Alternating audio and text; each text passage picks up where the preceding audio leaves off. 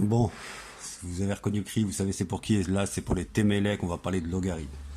Et on va parler de logarithme népérien. On parlera de logarithme décimal après, mais en fait, le logarithme décimal, c'est rien du tout. Logarithme. Oh, je sais jamais où mettre le H. Logarithme, je crois que c'est ça. Népérien. Alors, le logarithme népérien, vous le voyez tous sur votre calculatrice, c'est le ln. ln de x en général. On note ça comme ça. La fonction f de x, ln de x. Bon, je suis obligé de vous parler tout de suite de sa fonction réciproque. Sa fonction réciproque, c'est la fonction qui l'annule. Vous voyez, qui l'annule. En fait, quand je fais, c'est l'exponentielle. Je vais vous parler tout de suite. G de x égale e de x, exponentielle de x. Ces deux fonctions sont deux fonctions réciproques. Si je veux tuer un ln, j'ai besoin d'une exponentielle. Si je veux tuer une exponentielle, j'ai besoin d'un ln. Mais ça, je vous ferai montrer ça dans les exercices après, quand on va faire des résolutions d'équations. Donc on va commencer tout doucement, on va parler que du logarithme. Mais avant de parler du logarithme népérien, j'aimerais bien vous dire quand est-ce que ça apparaît. Parce que je connais la question, à quoi ça sert d'étudier cette fonction-là. On va parler rapidement de l'introduction des fonctions puissance en vérité.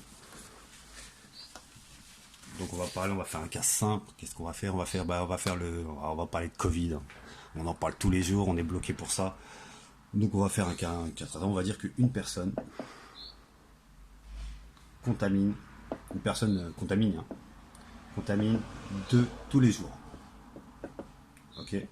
On va partir du fait que au jour 0, le premier jour, il y a une seule personne contaminée. Ok. Donc vous imaginez très bien comment ça va se passer au jour 1. Il risque de contaminer 2 autres personnes. Ok. Donc on va noter à côté, donc au jour 0, il y avait une seule personne. Au jour 1, vous voyez tout de suite, on a 3 personnes. Et après, si je veux savoir ce qui va se passer au jour 2, ces 2 personnes vont en contaminer 2 autres.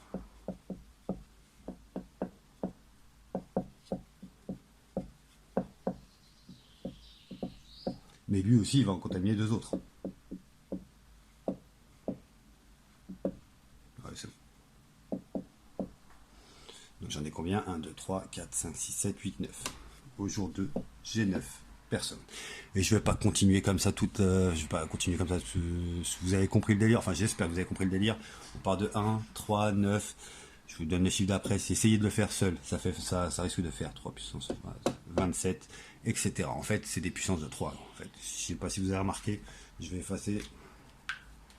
Je suis désolé, le tableau est tout petit, on risque d'effacer plein de fois. Donc techniquement, vous allez écrire les jours. Au jour 0, j'avais une personne contaminée. Jour 1, j'en avais 3. Au jour 2, j'en avais 9. Et au jour 3, je vous ai dit 27. Normalement, j'espère que vous avez capté le truc. Ici, en fait, le 1, c'est 3 puissance 0. Ça, vous ne le savez pas forcément, mais en fait, 1, c'est 3. C'est même 1000 puissance 0, ça fait 1.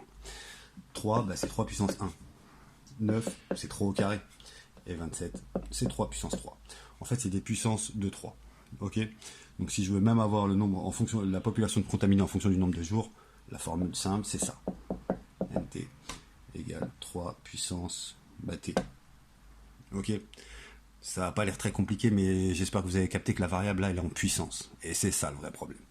Et en fait une variable en puissance, ça n'a pas tellement de sens. Parce que là ça a du sens parce que je prends des chiffres entiers. Mais si je prends un autre chiffre qui n'est pas entier, parce que si je vous dis 3 puissance 5, vous comprenez c'est 3 fois 3 fois 3, 5 fois.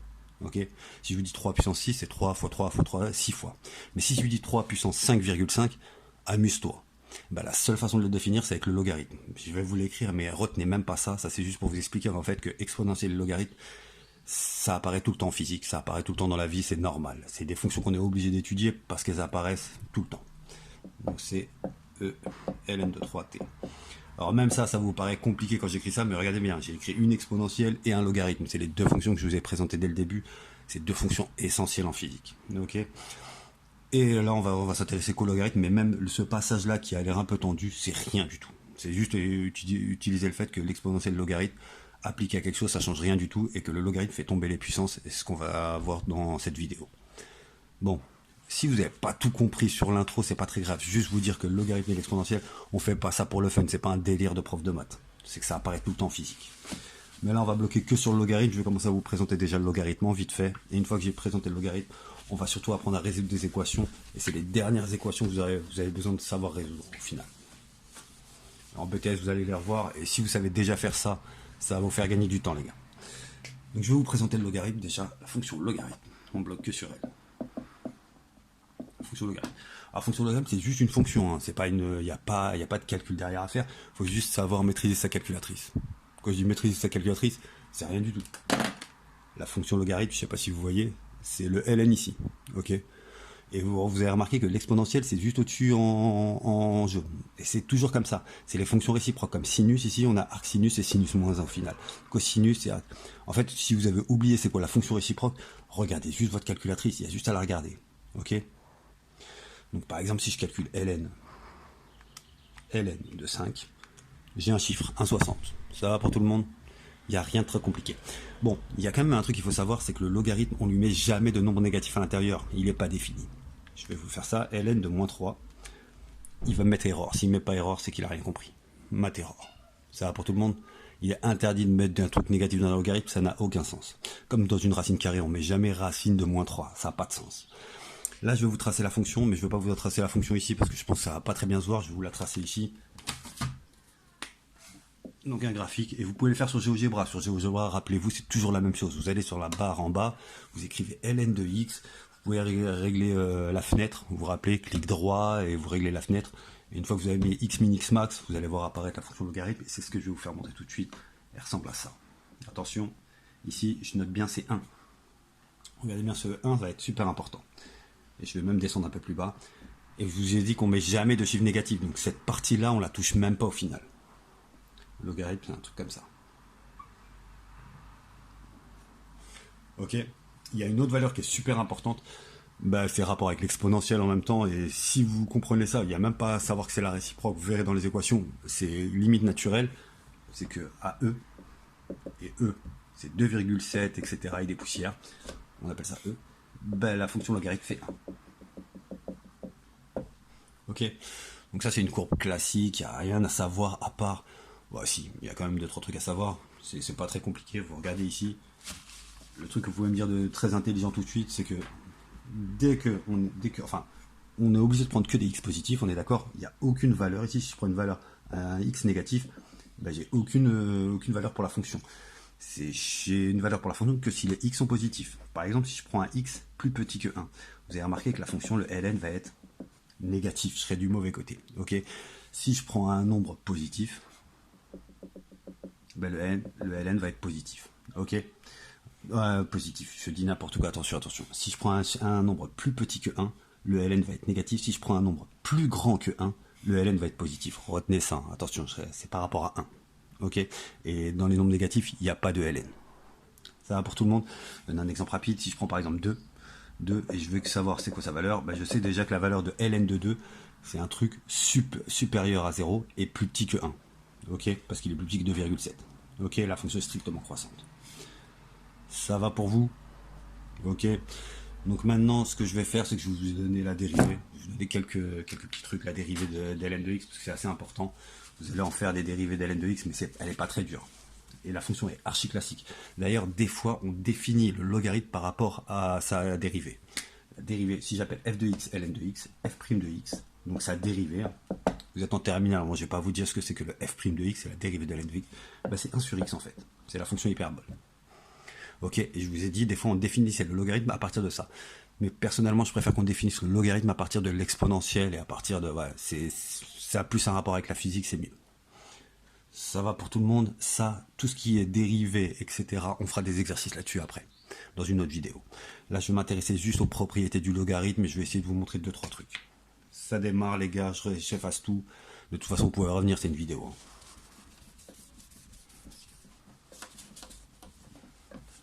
Ok.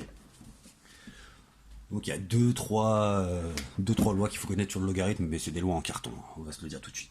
La première, c'est ln de a fois b. C'est ln de a plus ln de b. Ok, vous avez remarqué, là je suis à l'intérieur du logarithme, il y a une multiplication.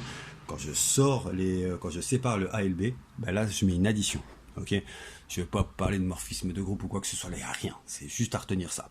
Même la deuxième formule que je vais vous donner peut même découler de celle-là, mais on va pas se prendre la tête. Il faut savoir que 1 sur b c'est b puissance moins 1, mais vous prenez pas la tête.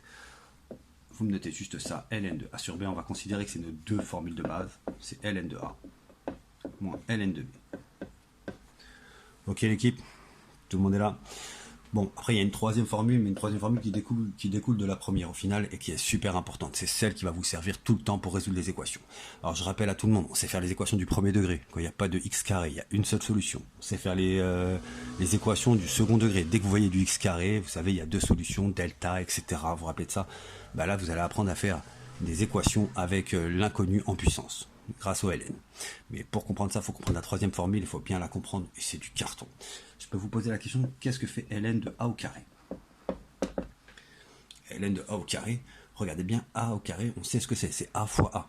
C'est ln de a fois a. Et ln de a fois a, ouais, je crois qu'il y a le voisin qui fait des travaux, donc mettez-vous au calme si vous entendez du bruit, il n'y a rien.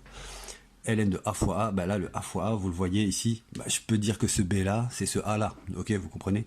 Donc ça ferait ln de a plus ln de a. Regardez bien, c'est grâce à la première formule. Si je l'ai décomposé comme ça, c'est pour retrouver la première formule. Donc, in fine, c'est ln de a plus ln de a. Ah, et je ne vais pas vous faire perdre de temps, donc c'est 2 fois ln de a. Il y a 2 ln de a. Ok.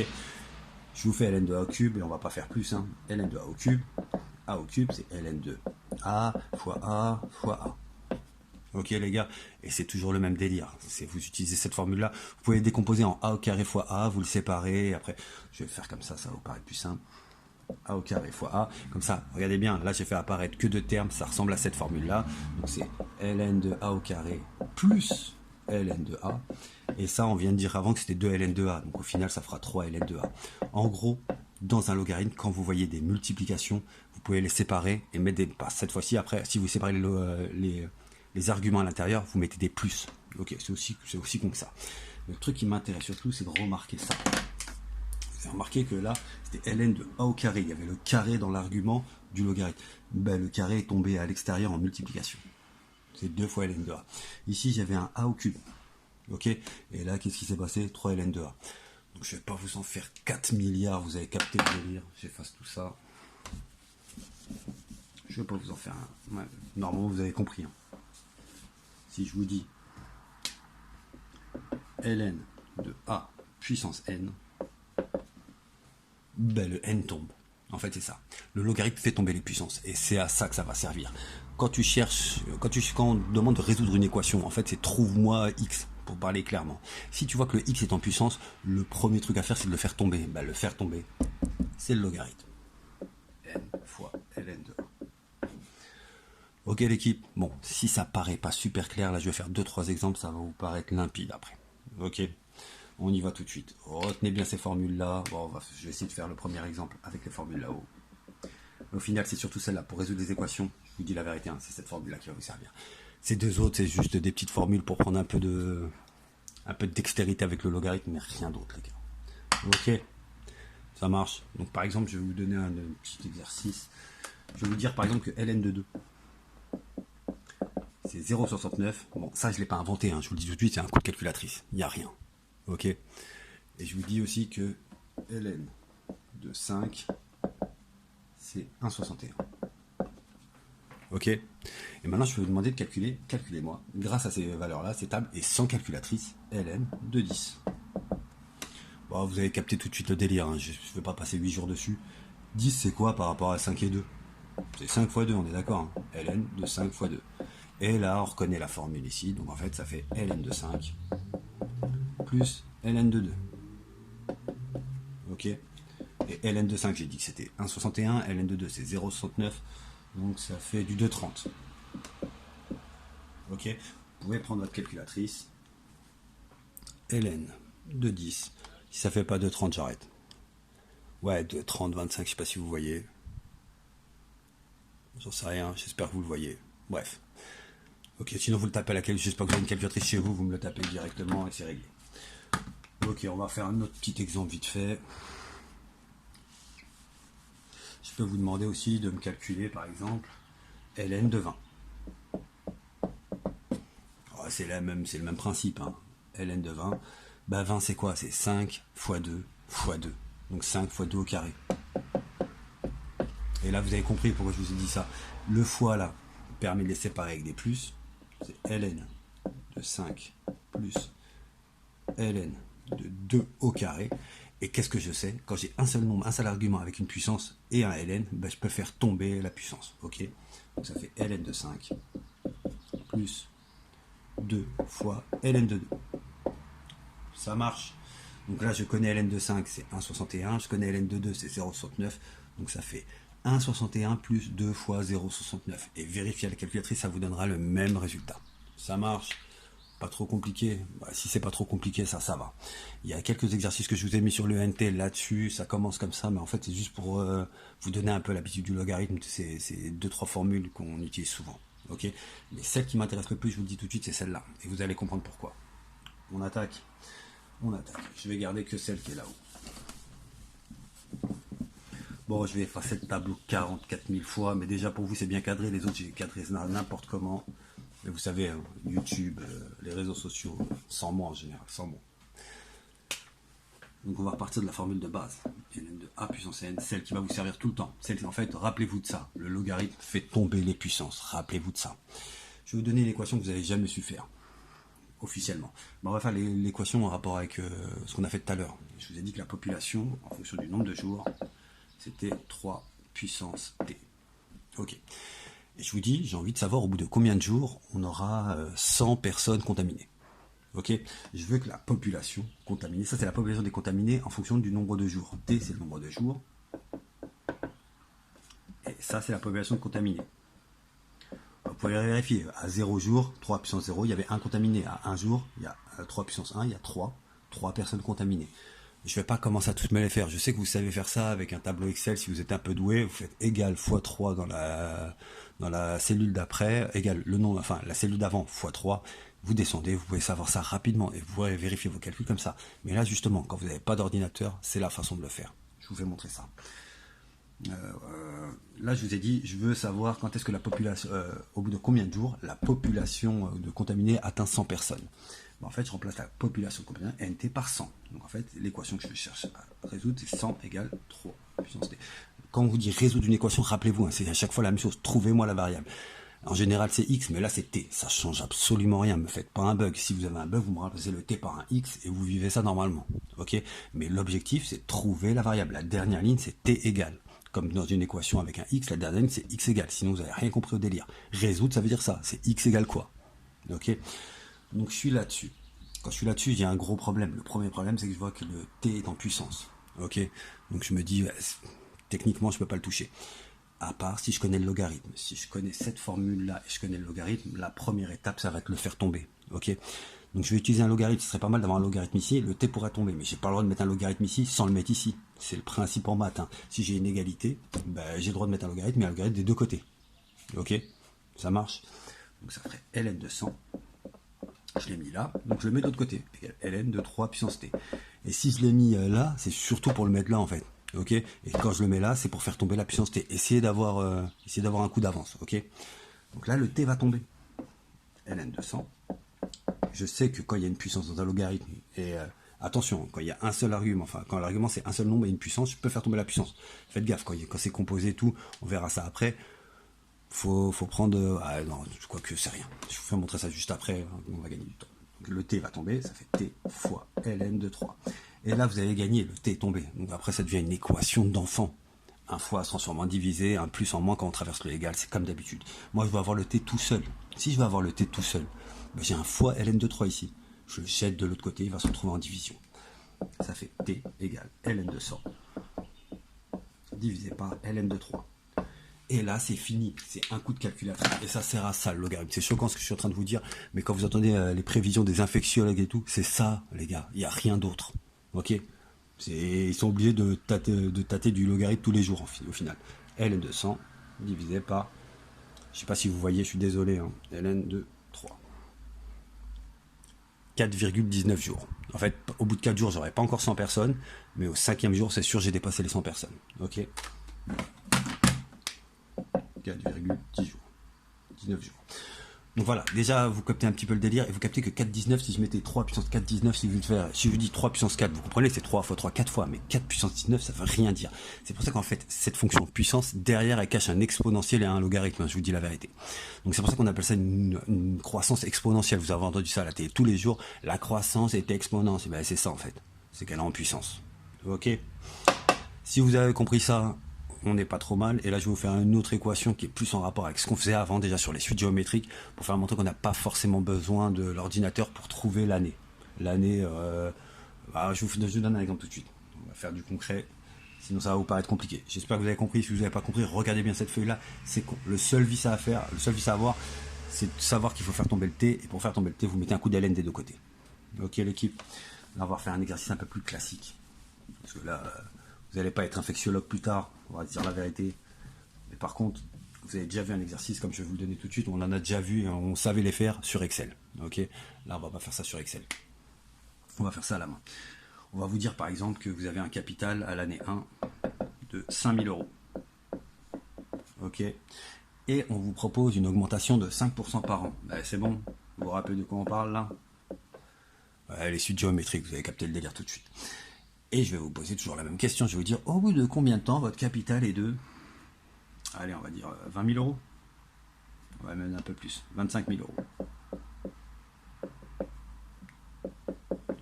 Au bout de combien de temps votre capital c'est 25 000 euros? Ok. On va même mettre l'année en fait. Au bout de quelle année? Parce qu'en fait c'est une suite au final. On va repartir sur les suites.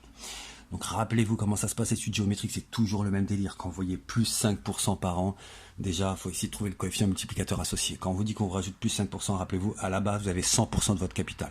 On vous rajoute 5%. J'ai 100% de mon capital, on m'en rajoute 5.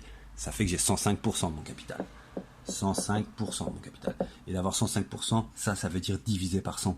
Divisé par 100, je ne vais pas vous l'écrire, on décale deux fois la virgule. Je ne vais pas vous afficher, c'est 1,05. Rappelez-vous, c'était le coefficient multiplicateur. Donc en gros, j'efface ça vite fait. En gros, texto, c'est pas très dur. Et vous avez eu de très bonnes notes dessus, donc je sais que vous avez compris. On parle de 5000 euros. Si je veux avoir l'année d'après combien j'ai d'argent, je fais x 1,05. Ok l'équipe. Si je veux avoir l'année 3, je fais quoi? X 1,05, etc. Ça marche, tout le monde est ok. Donc rappelez-vous comment on faisait ça sur Excel. On mettait le 5000 dans la première case. Dans la case d'après, égal, on recliquait sur la case où il y avait le 5000 x 1,05. Ça faisait en gros A1 x 1,05. Je prenais la petite croix, je descendais, j'essayais de capter quand j'avais 25 000 euros. Là, on va le faire directement avec les calculs. Et pour faire ça, faut maîtriser le logarithme. Donc voilà, quand je vous dis que le logarithme ça sert en économie, ça sert en physique, ça sert tout le temps en fait. C'est surtout les fonctions X, il y a plein de fonctions qui, enfin non, il y a certaines fonctions qui servent à rien. La fonction de logarithme exponentielle, on croit qu'elle sert à rien, mais elles sont essentielles en vérité. Si vous faites vraiment de la vraie physique, même en électricité, vous en mangez tous les jours. Ok. Donc en fait ici, je vais repartir de la formule sur les suites géométriques. Vu que j'ai pas le droit à Excel là, ce que je vais faire, c'est que j'ai réécrit la formule. La formule des suites géométriques, je vous ai dit, on vous la donne tout le temps. Donc c'est rien, elle ressemble à ça. UN égale U1, je sais qu'il y en a qui la connaissent par cœur déjà, c'est très bien. Q puissance n-1 avec Q la raison, U1 le premier terme, et UN en fait c'est la valeur du capital. Ok. Donc en fait ici, l'équation, si je remplace tout ce que je sais, UN en fait c'est l'argent que je... Enfin c'est le terme, enfin c'est le... Oh, tranquille. Un peu fatigué l'équipe. C'est le terme de rang N en fait, qui correspond à l'année N. C'est l'argent que vous avez à l'année N. Si je vous dis à l'année vous avez combien, c'est ça. Si je remplace n par 3, U3, ça correspond au capital que j'ai au bout de 3 ans. Ok. U5, c'est le capital que j'ai au bout de 5 ans. Ok. Moi, je veux savoir, le seul truc que je sais, c'est que je veux que mon capital soit de 25 000 euros. Donc en fait, je veux que UN fasse 25 000. Ok, l'équipe. U1, c'est mon capital la première année. Le capital la première année, c'est 5 000. Q, c'est la raison. C'est par combien je multiplie à chaque fois pour passer d'une année à l'autre. C'était le 1,05 que j'avais écrit juste avant. 1,05 puissance n-1. Et vous avez tout de suite capté le délire. C'est que la puissance, c'est que le n, ce que je cherche, il est en puissance. Il est là-haut. Et donc ça, si je veux faire ça, ou j'utilise Excel, mais là je suis un enfant, ou j'utilise le logarithme, et le logarithme, je lui fais tomber le n, et je m'arrange pour l'avoir. Ok. Et vous pourrez vérifier ça sur Excel, vérifier si vos résultats sont bons. Ok, je peux effacer tout ce qui est là-haut, je vais remettre l'équation tout là-haut, histoire de laisser un peu de place, parce que c'est pas très long non plus, mais j'aimerais bien tout faire sur le même tableau, pour vous faire montrer que c'est pas si dur que ça l'équipe. Donc j'avais un truc du genre 25 000 égale 5 000 fois 1,05 puissance n-1. Ok, vous allez me dire, ouais, je vais mettre un coup de ln tout de suite. Ouais, vous pouvez le faire. Je ne veux même pas vous dire non si vous le mettez ici. Par contre, après, vous avez ln de quelque chose fois quelque chose. Il va falloir les séparer avec des plus. Il va falloir utiliser l'autre formule. Le conseil que je vous donne, c'est qu'à chaque fois que vous mettez un coup de ln, arrangez-vous pour qu'il n'y ait qu'un seul nombre avec sa puissance. Ok, c'est un bon conseil. Honnêtement, c'est un très bon conseil. Donc le premier truc que je vais faire, c'est qu'avant de mettre un coup de LN, c'est que ce 5000 là, je vais le jeter de l'autre côté. Histoire d'avoir qu'un nom avec une puissance de ce côté-là, comme ça quand je mettrai le LN, la puissance tombe et je suis bien. Mais la vérité, je peux mettre un coup de LN tout de suite et je m'en sors. Mais après, il y aura plus de calculs. C'est pas si dur. Pour les meilleurs, essayez de le faire comme ça. Mettez un coup de LN des deux côtés, essayez de voir si vous allez vous en sortir. Ok. Je vous rappelle, ça fera ln de a fois b. Il faudra les séparer ln de a plus ln de b. Après, il faudra le jeter de l'autre côté. C'est un plus qui se transforme en moins. C'est un peu différent. Mais là, je vais vous faire montrer le truc que je veux que vous sachiez faire. Le premier truc, c'est que vous jetez le 5000 de l'autre côté. Ça fait 1,05 puissance n-1, 25 000 sur 5000. Alors, personne ne me sort une calculatrice pour faire ça. Les gars, quand vous voyez des zéros là ou des zéros en bas, vous les retirez direct. 25 sur 5, ça fait 5. Ok. Donc 5 égale 1,05 puissance n-1. Ce qui est pratique ici, c'est que quand je vais mettre mon ln, là, j'aurai plus d'autres calculs à faire à part faire tomber la puissance. C'est tout. Donc quand vous avez fait ça, là maintenant vous vous dites, bah, de toute façon il me faut le n, donc j'ai besoin de le faire tomber. Et le faire tomber, c'est un coup de ln. Vous n'allez pas faire tomber le n tout seul, vous allez faire tomber même n-1. C'est un petit vis en carton. Je vous fais montrer ça. Je mets un ln des deux côtés. Je suis obligé de le mettre de ce côté-là si je le mets de ce côté-là. J'ai envie de le mettre là, juste pour faire tomber la puissance, mais j'ai pas le droit de mettre un ln là si je le mets pas là. Il y a une égalité, il faut qu'elle reste tout le temps, égale. Donc ça fait ln de 1,05 puissance n-1. Ça marche l'équipe. Bah, une fois qu'on a fait ça, vous avez compris le délire. Le n-1 là en puissance, si j'ai mis le ln, c'est pour le faire tomber. Bah il va tomber. ln de 5 égale n-1 fois ln de 1,05. Et là j'ai presque fini. Maintenant l'objectif, c'est une équation classique après. L'objectif c'est d'isoler le n. Alors toujours le même conseil, gardez le n-1, vous vous occupez à la fin, vous avez un fois ln de 1,05 de ce côté-là. Si je le jette de l'autre côté, il se transforme en divisé par ln de 1,05. Donc il me reste ici le n-1, c'est ln de 5 sur ln de 1,05. Ok. Et là c'est toujours la même chose, je vais isoler le n. Il y a quoi qui me dérange? Le moins 1. Le moins 1 il passe de l'autre côté, il se transforme en plus 1. Et c'est fini. Si je veux l'année n, c'est ln de 5 sur ln 1,05 plus 1. Vous avez capté? J'ai jeté le moins 1 de l'autre côté, se transforme en plus 1. Bah, de ce côté-là, j'ai ln de 5 sur ln de 1,05 plus 1. Une fois que vous avez ça, vous avez juste à savoir taper ça sur une calculatrice. Et il n'y a rien de compliqué, l'équipe.